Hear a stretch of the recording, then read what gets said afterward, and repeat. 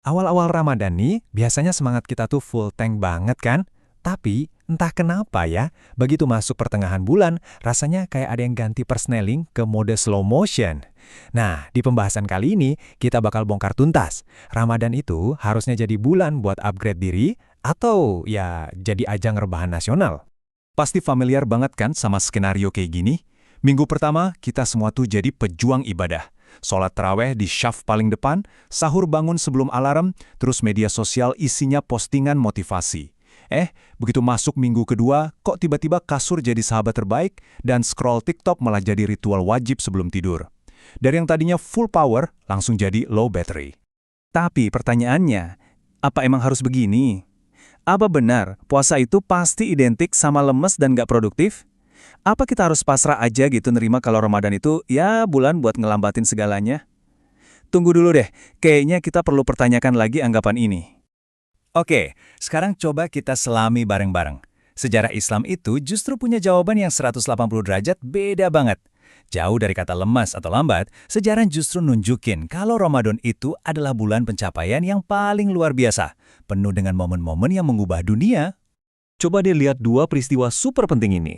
Perang Badar yang jadi titik balik sejarah Islam dan penaklukan Mekah yang penuh dengan kemuliaan. Keduanya terjadi di bulan Ramadan. Dan, ya, semua yang terlibat waktu itu sedang berpuasa. Nah, ini yang bikin merinding. Coba deh bayangin skalanya. Pasukan Muslim cuma 313 orang. Lagi puasa, di tengah panasnya gurun, harus berhadapan sama pasukan bersenjata lengkap yang jumlahnya 1000-an. 3 kali lipat lebih banyak.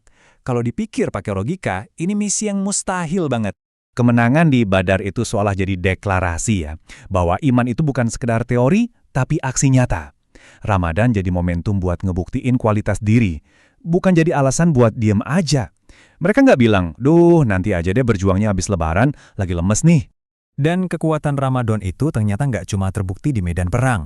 Peristiwa Fathu Makkah nunjukin kalau Ramadan juga jadi bulan buat membangun peradaban yang lebih baik. Sebuah peradaban di mana pengampunan itu mengalahkan dendam dan kemuliaan akhlak jadi pemenangnya. Keren banget! Jadi, kalau dulu Ramadan itu bulan kemenangan, kenapa ya kita yang sekarang malah ngerasa kalah sama rasa mager? Ada apa sebenarnya? Yuk, kita coba diagnosa bareng-bareng apa sih yang sebenarnya terjadi sama kita di zaman sekarang. Kontrasnya tajam banget kan? Generasi sahabat itu puasa sambil mempertaruhkan nyawa di medan perang.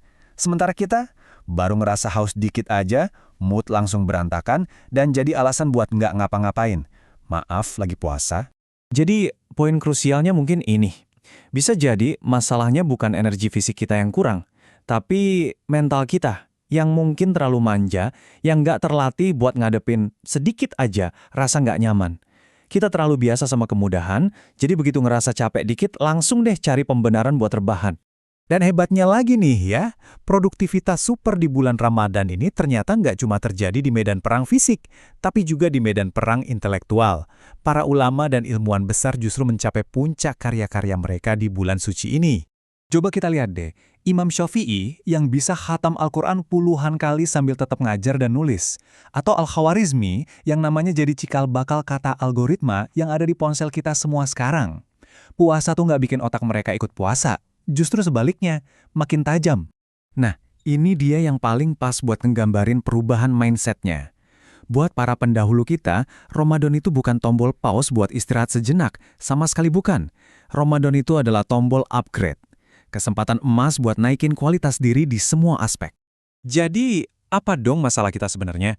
Kita punya 24 jam yang sama. Kita juga punya energi kok buat main game atau nonton serial berjam-jam. Jadi, apa alasan kita yang sebenarnya? Beneran kita nggak punya energi atau ada sesuatu yang lain yang diam-diam ngabisin energi kita? Dan inilah diagnosis akhirnya. Masalah utama kita adalah fokus yang bocor. Energi dan waktu kita itu habis, terkuras sama distraksi tanpa akhir dari layar gadget kita. Nah, inilah sumber utama perasaan mager yang sering kita alami. Oke, cukup diagnosisnya. Sekarang waktunya kita cari solusi. Yuk, kita ubah Ramadan kali ini jadi sebuah lonjakan besar. Dengan panduan praktis buat jadi generasi anti rebahan. Pertama-tama kita lurusin dulu ya, anti rebahan itu bukan berarti anti istirahat. Istirahat itu penting banget, tapi ini adalah perlawanan terhadap mentalitas nanti aja deh, kebiasaan menunda-nunda kebaikan yang sebenarnya bisa banget kita lakuin sekarang juga.